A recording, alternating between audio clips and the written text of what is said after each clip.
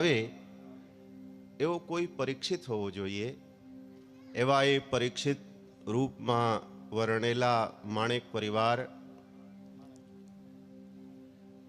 એમના બરાબર ને માણેક પરિવાર જે છે, પ્રજાપતિ પરિવાર, દિલીપભાઈ, અને જે લોકોને હું ન સંબોધન કર્યો હોય એ તમે લોકો જાતે સમજી લો કે હું આપને સંબોધન કરી લીધું.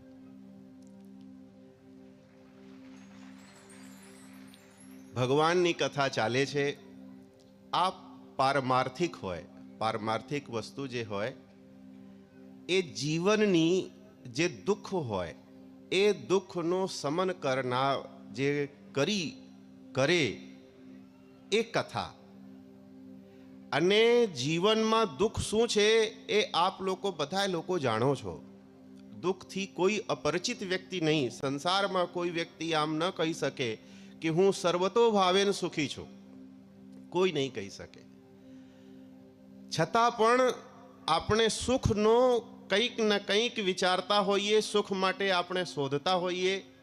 અને એ શોધતા શોધતા આપણા ઋષિઓ આવે અને કહે કે તાપત્રય વિનાશાય શ્રી કૃષ્ણાય વયમ નમઃ.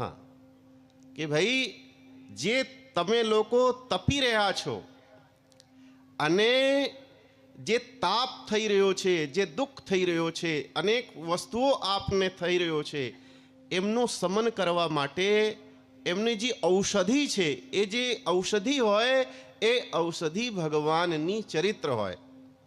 ભગવાનને શા માટે અહીં આવવાની જરૂર હોય? ભગવાન અહીં આવે છે, લીલાઓ બધી કરે, અને લીલાઓ કરીને અને આપણા લોકોના વચ્ચેથી જ્યારે જાય ત્યારે આપણા લોકો એ લીલાઓ સ્મરણ કરતા કરતા, એ લીલાઓને સ્મરણ કરતા કરતા, એ લીલાઓને ચિંતન કરતા કરતા આપણું જીવન આપણે સારી રીતે કરી શકીએ. એટલે ભગવાનની કથા છે. આપે વ્યાસજીથી સાંભળ્યું કે ભગવાનની કથા શ્રવણ મંગલમ,